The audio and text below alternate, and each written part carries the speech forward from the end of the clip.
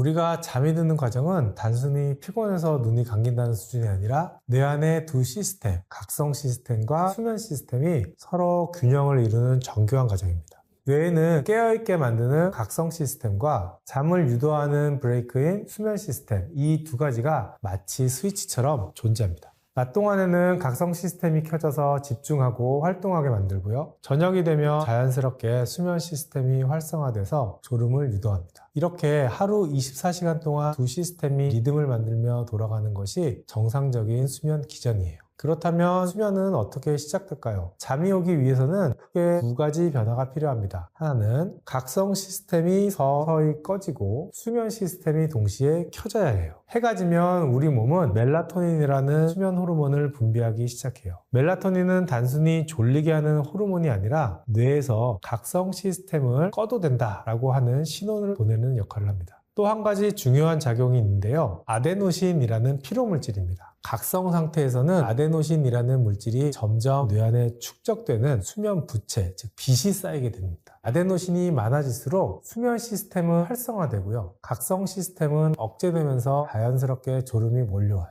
즉, 멜라토닌이 밤을 알려주고 아데노신이 쉬자라고 말하는 겁니다. 이 두 가지가 합쳐지면서 수면 시스템의 스위치가 켜집니다. 그런데 불면증에서는 수면 시스템이 고장난 게 아니라 각성 시스템이 과도하게 활성화된 상태라는 점입니다. 스트레스나 불안이 많으면 감정과 위기 상황을 담당하는 편도체가 지나치게 예민해지고 몸은 긴장 호르몬인 코티솔을 더 많이 분비하게 됩니다. 코티솔은 원래 아침에 분비돼서 우리 몸을 깨우는 호르몬인데 밤에도 계속 높게 유지가 되면 뇌가 이렇게 말하죠. 지금은 잘 시간이 아니라 깰 시간이야. 그러면 어떤 일이 벌어질까요? 멜라토닌 분비가 억제가 되고 수면 시스템이 켜질 타이밍을 놓치고 각성 시스템은 한밤중에도 켜져 있는 상태가 됩니다. 즉, 몸은 지쳐서 자려고 하는데 뇌는 계속 깨어 있으려고 하는 상태가 바로 불면증입니다. 오늘 꼭 자야 한다는 생각이 바로 수면 불안입니다. 이 압박감이 뇌를 긴장 상태로 만들고 오히려 각성 상태를 지속시켜서 잠이 오지 않는 악순환이 됩니다. 많은 분들이 내일 중요한 일정이 있어서 잠을 못 자면 큰일 난다 하는 생각을 합니다. 이게 예상 불안을 만들어내죠. 이 불안은 감정적, 생리적 긴장을 유발을 하고 우리 몸은 이 과정에서 스트레스를 받으면서 교감신경이 활성화가 되고 심박수나 체온이 막 올라가면서 뇌가 깨어 있어야 한다는 각성 상태를 유지하게 돼요. 그래서 억지로 잠들려고 하면 뇌는 이걸 수행 과제로 인식을 할 수가 있어요. 잠들려면 이런저런 조건이 맞아야 돼 같은 생각이 생기면 오히려 수행 불안이 점점 커집니다. 인지행동치료 연구에서도 수면에 대한 과도한 집착이 문제를 악화시킨다고 알려져 있어요. 이런 경우에 효과적인 기법 중에 하나가 수면 역설입니다. 이 방법은 잠을 자려고 애쓰기보다는 일부러 깨어 있으려고 의도한다는 접근이에요. 즉, 압박을 역전시키는 방식입니다. 깨어 있으려고 하면 할수록 수면 시작을 지연시키는, 즉 누워서 잠들 때까지 시간을 줄이는 데 효과를 보이죠. 이 수면 역설 방법은 잠을 잘 못 자겠다는 부담이 클 때 일부러 깨어 있으려고 한다고 마음먹는 겁니다.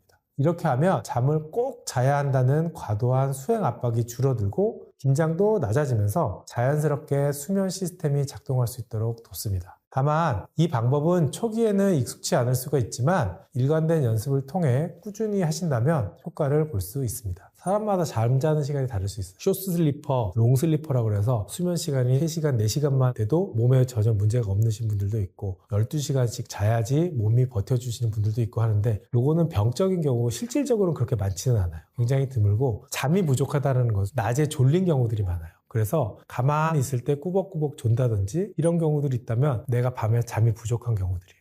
그래서 나는 4시간만 자도 괜찮아. 이런 분들도 실제로 보면은 4시간만 자도 되는 굉장히 희귀한 적은 그런 분들이 아니라 실질적으로 7시간을 자야 되는데 내가 4시간만 자도 나는 몸이 튼튼해. 버틸 수 있어 라고 얘기하는 경우들이 더 많죠. 7시간 정도 자라고 말씀을 드리거든요. 7시간, 7시간 반 정도 주무시는데 이거를 1시간 뭐 요즘 그런 거 있잖아요. 1시간 반 자고 깨고 1시간 반 자고 이런 거 얘기인데 그런 거가 정말 나빠요. 7시간 반 정도를 한 번에 자야지 이 수면 패턴이 얕은 잠, 깊은 잠, 렘수면 다시 뭐 이렇게 패턴을 계속 하면서 수면 부채가 점점 없어지거든요. 그렇게 해서 없애야지 한 사이클을 마쳤으니까 여기서 수면 부채가 없어졌으니까 끝. 한 사이클을 마쳤으니까 수면 부채가 끝. 이렇게 자는 건 아니에요. 불면증은 때때로 우울증, 불안장애, 치매, 파킨슨병 같은 뇌 질환의 초기 신호일 수 있습니다. 예를 들어 우울증 환자의 80% 이상이 불면증을 동반하고요. 치매 전 단계에서도 수면의 질이 떨어지는 경우가 많아요. 즉, 잠이 안 오는 게 단순한 생활 문제가 아니라 뇌 기능 저하의 신호일 수 있다는 뜻입니다. 그래서 3개월 이상 불면이 지속된다면 반드시 전문의의 상담이 필요합니다.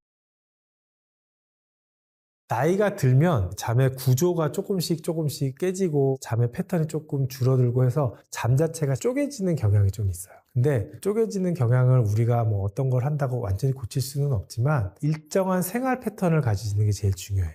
첫 번째로는 일정한 시간에 자고 일정한 시간에 일어나고 낮잠을 피하고 커피, 술, 담배 이런 것들을 좀 피해 주시고 규칙적으로 근육 운동이나 유산소 운동을 매일 해주셔서 몸을 수면 부채라는 거 그런 것들을 좀 쌓게 해서 잠을 자게 하는 게 필요하죠. 초저녁잠을 주무신다든지 낮잠을 주무신다든지 졸려서 주무시긴 하겠지만 그 낮잠 시간을 보통 30분 이내로 줄이라고 하고 되도록이면 주무시지 말라고요. 밤에 못 잤으니까 나 졸려서 피곤해서 낮에 자야지 라고 생각을 하시는 거는 조금 착각이고요. 차라리 밤에 못 주무신다고 하면 억지로라도 낮잠을 참고 졸릴 때 나가서 운동을 좀 하시고 저녁 때 졸린다고 할 때도 꼭 참고 늦게까지 좀 버티셨다가 주무시는 게 조금 더 잠들기도 쉽고 오랫동안 잠을 유지하시는 데 도움이 돼요. 방광이 예민해지는 경우들도 있고 나이가 들면 수면 무호흡이 많아지거든요. 수면 무호흡이 생기면 수면 무호흡이 있는 동안에는 깊은 잠에 빠지지 않고 좀 얕은 잠에 빠져요. 그러면 깊은 잠에 빠지면 몸 안에서 소변을 배출하는 이뇨 시스템이 약해져요. 낮에는 소변량이 좀 줄어드는데 얕은 잠을 계속 자게 되면 이뇨작용이 줄어들질 않아서 방광이 좀 차고 나이가 들면서 방광에 있는 신경들이 좀 예민해지니까 좀 더 빈뇨가 같이 나올 수 있을 확률이 높아지죠. 자주 깨시고 조금 소변이 마려우신 건 워낙에 정상적이에요. 근데 나이가 들면 그 횟수가 조금 더 많아지는 거는 일반적인 노화의 과정 중에 하나긴 한데 그런 것들을 좀 예방을 하려면 운동도 좀 하시고 낮잠도 줄이시고 커피 좋아하시지만 커피도 좀 끊으시고 이런 것들이 필요하죠.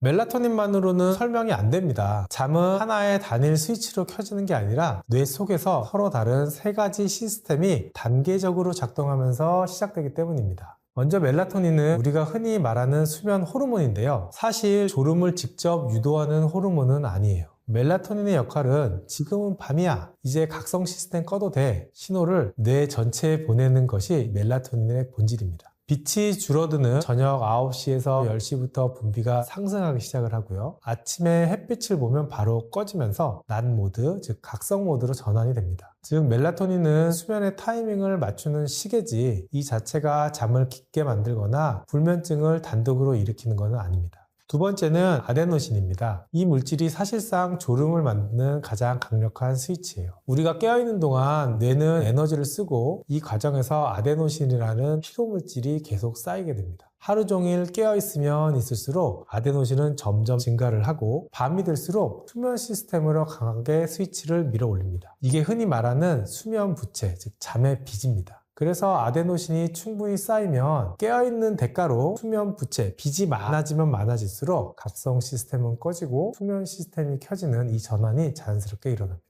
그리고 마지막으로 중요한 역할을 하는 것이 가바라고 하는 억제성 신경 전달 물질입니다. 멜라토닌이 밤을 알리고 아데노신이 이제 졸린 상태를 만들면 마지막 단계에서 가바가 활성화되면서 뇌 전체를 진정시키고 실제로 잠이 들게 합니다. 불필요한 신경 흥분을 차단하고 심박수나 호흡, 근육 긴장도를 떨어뜨리면서 뇌의 각성 회로를 강하게 억제합니다. 우리가 툭 하고 잠드는 순간은 결국 가바가 브레이크를 제대로 밟아줄 때 일어납니다. 불면증에서는 어떤 일이 벌어질까요? 그러면 불면증 환자들을 보면 대부분 단순히 멜라토닌만 부족한 것이 아닙니다. 핵심은 각성 시스템이 과도하게 켜져 있는 상태예요. 스트레스, 불안, 걱정, 커피나 카페인 음료, 야근과 불규칙한 수면, 스마트폰, LED 불빛 이런 요인들이 많아지면서 깨어있게 만드는 회로가 밤에도 계속 작동을 합니다. 그러면 멜라토닌의 효과가 약해지고 아데노신의 졸림 신호가 덜 느껴지고 가바에 잠들게 하는 힘이 약해집니다. 즉 몸은 피곤한데 뇌는 계속 깨어있으려고 하는 상태. 이게 바로 불면증의 실체입니다. 그래서 불면증의 원인을 단순히 멜라토닌 부족만으로 보면 절대 해결되지 않습니다. 잠은 멜라토닌이 밤을 알려주고 아데노신이 졸음을 만들고 가바가 실제로 잠을 유도하는 세 가지 시스템이 동시에 맞물려야 일어나는 과정이기 때문입니다. 이 시스템을 정상적으로 가동시켜야 불면을 조절할 수 있습니다. 멜라토닌은 우리가 흔히 수면 호르몬이라고 부르고 있지만 정확히는 졸음을 만드는 호르몬이 아니라 밤이 왔다는 신호를 주는 호르몬이에요. 즉, 이 수면 타이밍을 맞추는 역할이 핵심입니다. 따라서 멜라토닌 보충제는 수면 시간을 앞으로 당기거나 뒤로 밀어주는 데는 도움이 되지만 불안이나 스트레스 등으로 과도하게 각성된 뇌를 억제해서 잠을 재우는 작용은 적습니다. 그러면 멜라토닌 보충제가 효과가 있는 경우는 어떤 때일까요? 특정한 상황에서는 멜라토닌이 확실히 효과를 냅니다. 우선 야간 근무를 하거나 늦게 자고 늦게 일어나는 지연성 수면 이상 증후군, 그리고 시차 적응이 잘 안 되는 경우 등의 축이 리듬이 무너져 있을 때, 잠자는 사이클이 어긋났을 때는 이때는 멜라토닌이 수면 시계를 정상으로 되돌려주는 데 도움이 됩니다. 또 노화로 멜라토닌 분비가 실제로 감소한 경우에서도 도움이 됩니다. 나이가 들면 멜라토닌 분비량이 자연스럽게 줄어들어요. 이런 경우에는 소량의 멜라토닌이 잠드는 시간을 당기고 밤중에 깨는 횟수를 줄여줄 수 있습니다. 멜라토닌이 거의 효과가 적은 경우도 있어요. 스트레스, 불안, 생각 폭주로 인한 각성 과다형 불면증에는 효과가 적습니다. 이 경우의 핵심 문제는 멜라토닌 부족이 아니라 각성 시스템이 과활성화된 겁니다. 걱정이 많고 잠자리에서 생각이 멈추질 않고 몸이 미세하게 긴장되어 있는 이런 경우는 멜라토닌을 먹어도 수면 타이머만 살짝 건드릴 뿐이어서 과도하게 켜져 있는 각성 회로는 꺼지지 않기 때문에 효과가 별로 없어요. 따라서 수면의 타이밍이 무너진 경우인지 각성 시스템이 과도하게 켜져 있는 경우인지를 파악한 뒤에 거기에 맞는 치료를 하는 것이 중요합니다. 수면제는 일시적으로 뇌를 잠재우는 스위치 역할을 하지만 뇌의 수면 회로를 복원하지는 못해요. 그래서 약을 줄이는 목표는 뇌가 다시 스스로 잠드는 힘을 회복하게 하는 것이에요. 이를 위해 가장 효과적인 방법이 바로 인지행동치료, CBTI라고 해요. 이 치료는 생각이나 습관, 환경을 동시에 교정해서 뇌가 다시 잠드는 법을 기억하게 도와줍니다.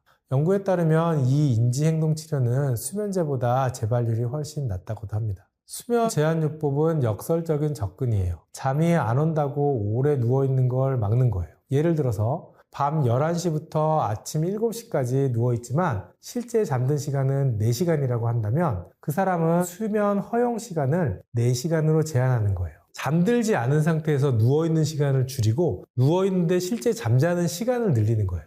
예를 들면 밤 11시부터 아침 7시까지 누워있는데 실제로는 4시간만 잤다. 밤 11시부터 잠자리에 누웠지만 잠이 안 들어요. 2시부터 잠이 든다라고 하면 11시부터 누워있는 게 아니라 2시부터 눕는 거예요. 7시까지 자니까 7시에서 4시간을 빼면 3시에 눕는 거죠. 이렇게 하면 실질적으로 누워있는 시간은 5시간, 잠자는 시간은 4시간. 누워있는 시간 대비 잠자는 시간이 많아지죠. 이게 수면 제한요법이에요. 이렇게 하면 뇌는 누우면 바로 자야 한다는 학습을 하게 됩니다. 그 후에 잠이 안정되면 점차 시간은 늘려갑니다. 처음엔 힘들지만 며칠 지나면 뇌의 수면 리듬이 정상화됩니다. 잠자리에 누우면 바로 잠든다는 조건 반사가 회복되는 원리입니다. 자극 조절 치료는 침대를 다시 잠자리로 학습시키는 거예요. 불면증이 오래되면 침대는 잠이 안 오는 장소로 뇌에 각인이 됩니다. 그래서 침대에서는 오직 수면만 하게 만드는 거예요. 즉 침대에서는 TV 시청, 스마트폰, 고민, 간식을 금지를 하고 15분 이상 잠이 안 오면 바로 일어나기. 이게 핵심입니다. 졸릴 때만 다시 들어가야 뇌가 침대는 잠드는 곳으로 다시 학습하게 됩니다. 이 단순한 원칙 하나로 수면 효율이 크게 개선됩니다. 수면 위생은 쉽게 말해 잠을 잘 자기 위한 생활 습관 세트입니다. 핵심은 3가지예요. 첫 번째, 기상과 취침 시간을 일정하게 유지하고, 두 번째, 카페인, 니코틴, 알코올 등의 약물을 최소화하고, 세 번째, 자기 전 조명과 전자기기를 줄이는 겁니다. 거기에 낮잠은 30분 이내로 규칙적인 운동을 하며 운동은 저녁엔 피하기 등도 도움이 됩니다. 이건 단순한 생활 습관이 아니라 수면 리듬을 되살리는 뇌 훈련법이라고 보시면 됩니다.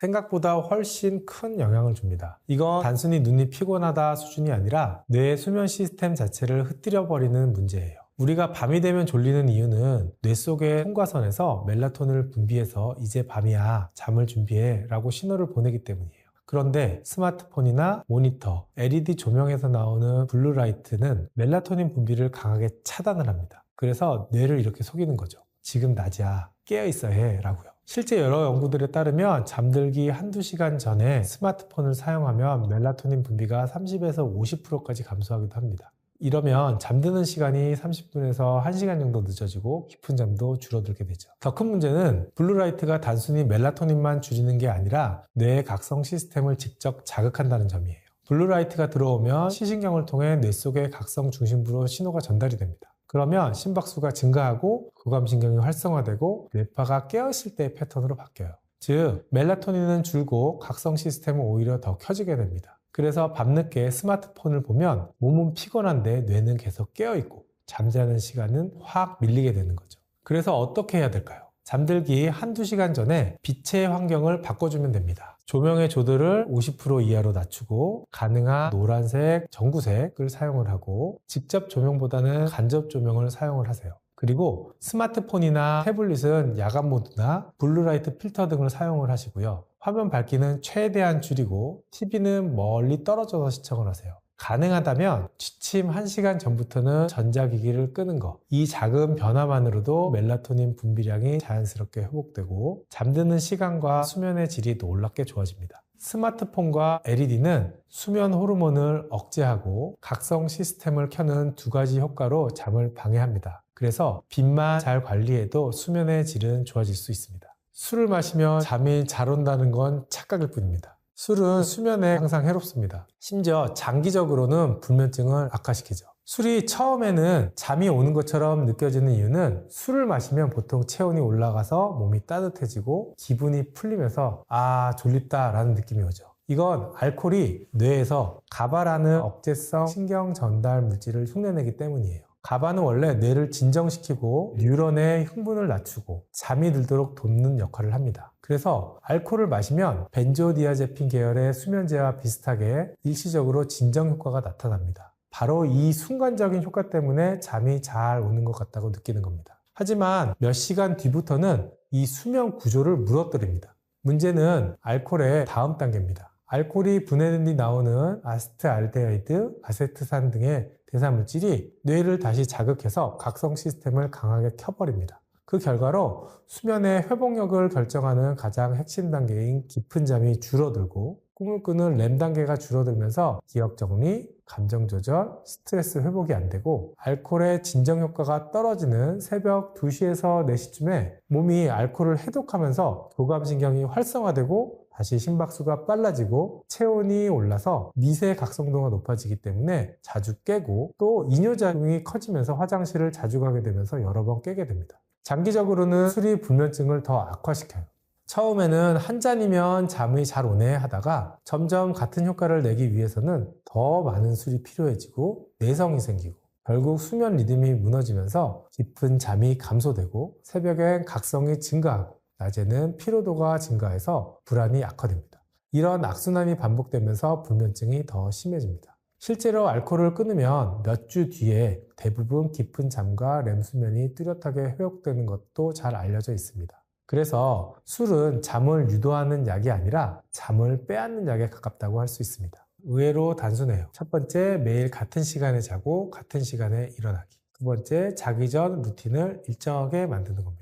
예를 들어서 먼저 조명을 낮추고 따뜻한 물에 샤워를 하고 가벼운 스트레칭으로 몸을 풀고 복서를 하고 그 이후에 취침을 하는 이러한 일정한 패턴들이 뇌에 이제 잘 시간이야 라고 하는 신호를 보내게 됩니다. 그리고 스마트폰은 멀리 두시기 바랍니다. 잘 자는 뇌는 결국 예측 가능한 뇌입니다. 생활 리듬 패턴이 안정된 삶이 가장 좋은 수면제입니다.